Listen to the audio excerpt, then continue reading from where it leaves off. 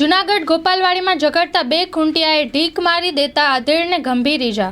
શહેરના જોશીપરાની ગોપાલવાડીમાં રસ્તામાં ઝઘડતા બે ખૂંટિયાએ અડફેટે લેતા આધેડને ઈજા પહોંચી હતી। 108ની ટીમે પ્રાથમિક સારવાર આપી વધુ સારવાર અર્થે સિવિલમાં દાખલ કરવામાં આવ્યા હતા। આ અંગે એમરજન્સી સારવાર 108ના ઈએમટી જયદીપ સિંઘવે જણાવ્યું હતું કે જોશીપરાની ગોપાલવાડીમાં ખૂંટિયાએ આધેડને અડફેટે લઈ ઈજા પહોંચાડી હોવાનો કોલ મળતા પાયલોટ પ્રવીણ નિમાવત સાથે તુરંત ઘટના સ્થળે દોડી આવ્યા હતા। આધેડને છાતીના ભાગે તેમજ મોઢાના ભાગે ગંભીર ઈજા પહોંચી હતી અને મોઢામાંથી લોહીની ઉલટી થવા લાગી હતી।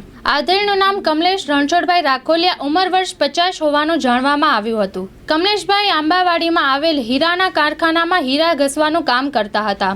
બપોરના સમયે પોતાની બાઇક લઈને ઘરે જમવા જતા હતા ત્યારે ગોપાલવાડી પાસે ઝઘડી રહેલા બે ખૂંટિયાએ હડફેટે લેતા કમલેશભાઈને ઈજા પહોંચી હતી।